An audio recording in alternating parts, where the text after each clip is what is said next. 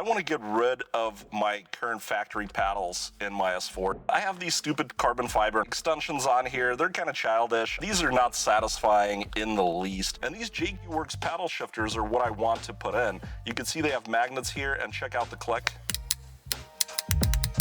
That is just so satisfying. We're gonna start right back here and get our battery disconnected. You can pull the cover all the way out, just pull it towards yourself. And you can also neatly hang it here, which is what I'm gonna do. And we're gonna use a 10mm socket.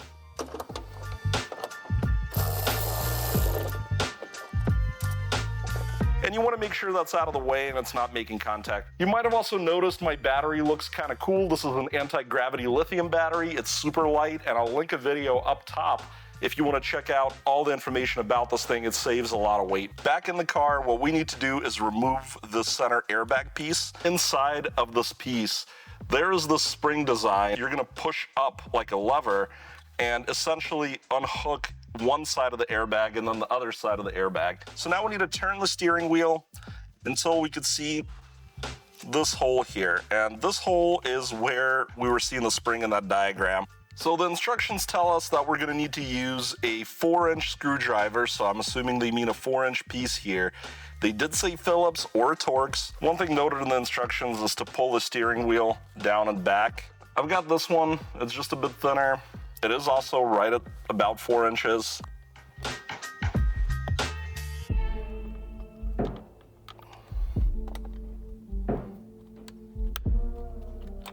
Oh, I got the one side. Okay, I don't know why they say 4 inches. You're going like about that deep. So I have no idea what the manual is on about. Maybe they just think that a 4-inch driver is the appropriate length to fit in here, just clearance-wise. But you're definitely not going 4 inches deep into this thing. So let's try the other side. One important thing is to not let this collapse back in. So hopefully I didn't damage anything trying to go so deep. But maybe that's why they tell you to not use a flathead. I'm not sure what Audi was thinking here. This is not my favorite design. I don't really like blindly poking into things and hoping it works out. All right, I'm gonna go back to the other thin screwdriver I had. Maybe the thinness will help it.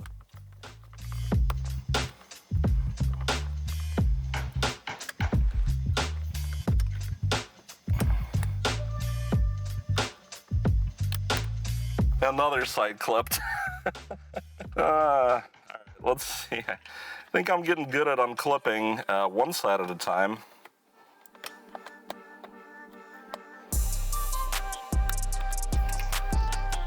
Okay.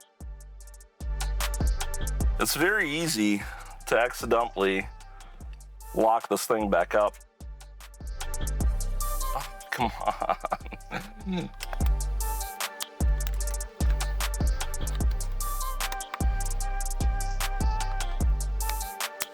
Oh, guys, that was a pain, and I had to use way more force than I thought at the end there. You can get a nice light touch to get one side to pop or the other side to pop. Get one side to pop open by finding the spring. Again, go kind of parallel and push up. It's not as deep as you think. Get your hands in this groove. Don't actively pull, just let your fingers prevent it from clicking back in. So just kind of hold it.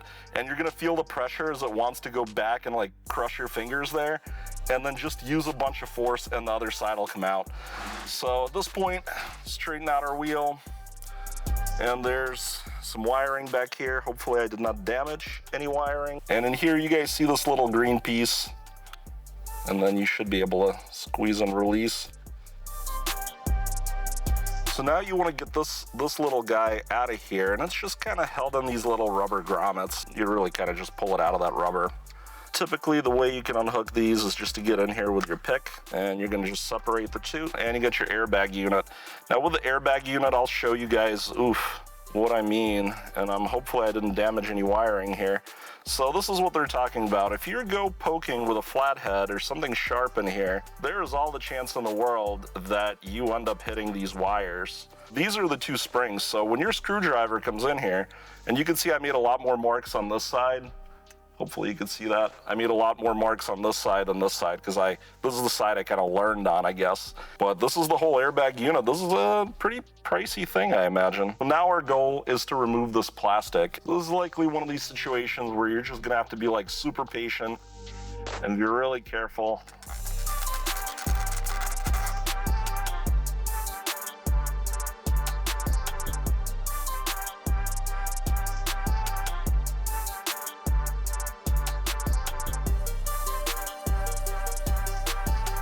Hey, that came out. Did I break anything?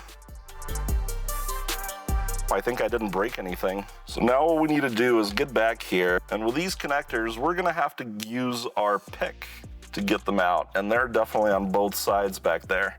I'm gonna be using this pick. It's got the sharp end on it, and basically you need to slide those white connectors out.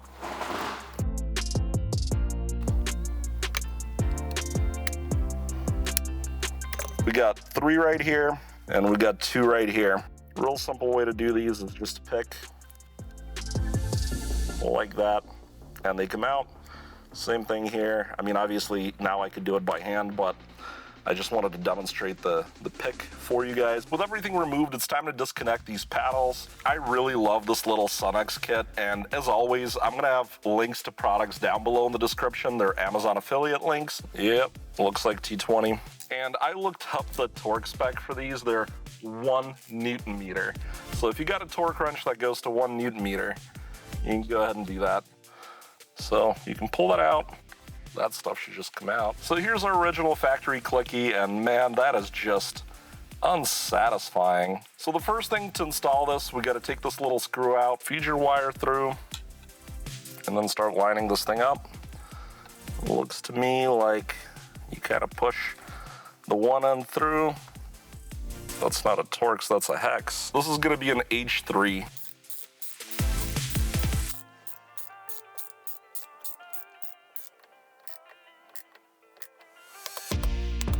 I like that it's actually appropriately shaped. You can actually click it at the top and the bottom. The top still takes a little effort, but man, it's not like, I can't click that. Like, that won't click. Look, it will not do it. Oh, the bottom kind of clicks, but the top here, I don't know if you can see it. I cannot make that click at all. This takes a little effort. I mean, here, I would have to break it. I literally can't push hard enough to click it. Hopefully it doesn't tango with the stocks. The stupid stick-on one that I have over here, it does tango with the stocks.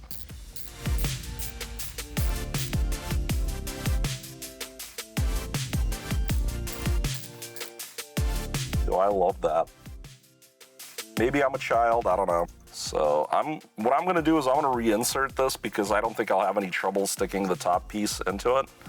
So I'll go ahead and get this to where it was. It's all kind of soft rubber inside of here. There's either a little plastic hook or it's just soft rubber and you kind of push it into the rubber. Definitely don't want to use any sharp tools or anything like that. Now we got to reassemble this thing. I'm thinking plug in the right side first because it's kind of the hard side. There's 3 things to plug in. I'm gonna actually pull this wire out so I can plug it in because I don't know how else I'm gonna do that. It's just insanely tight.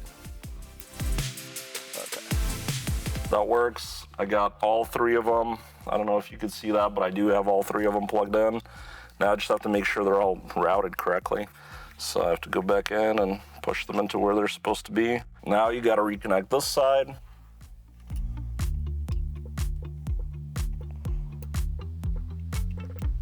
Get a good look around, use a flashlight, make sure all your cables are nice and tucked, exactly where they were before.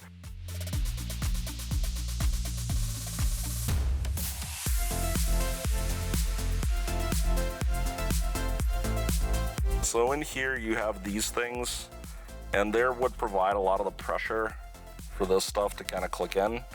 So like that one's kind of poking out, and that means I need to fix that one. Now we got our big unit here. Get this plug back to where it was. Line everything up. Get the connector plugged in. All right, connector's in, then push the green button in. Make sure that that's in and good. And now I think we just pop this bad boy back in. Look at that.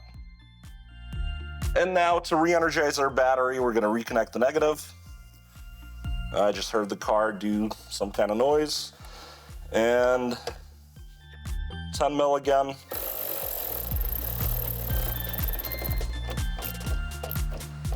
Just make sure the terminal won't move around after you torque it down. Torque it down by hand, don't go crazy. Well, all the steering wheel buttons seem to work. I don't think I have a way of testing the paddles just sitting in park. So let me go for a little drive and I'll show you how they work. Overall, I think this is a pretty easy install that most people can tackle. It's frustrating. The biggest tip I can give is just to not get frustrated. Definitely follow along with how I did the airbag part. Hopefully you've enjoyed this video, and if you're new to my channel, I do a lot of content like this where we modify cars or we mess around with cars, but also a lot of detailing content, including very in-depth product testing. So if you're a car enthusiast, there's probably something here for you. Make sure you hit that subscribe button, hit like, leave me a nice comment if you have questions or if you just want to chat, and I hope to see you again in a future video really soon.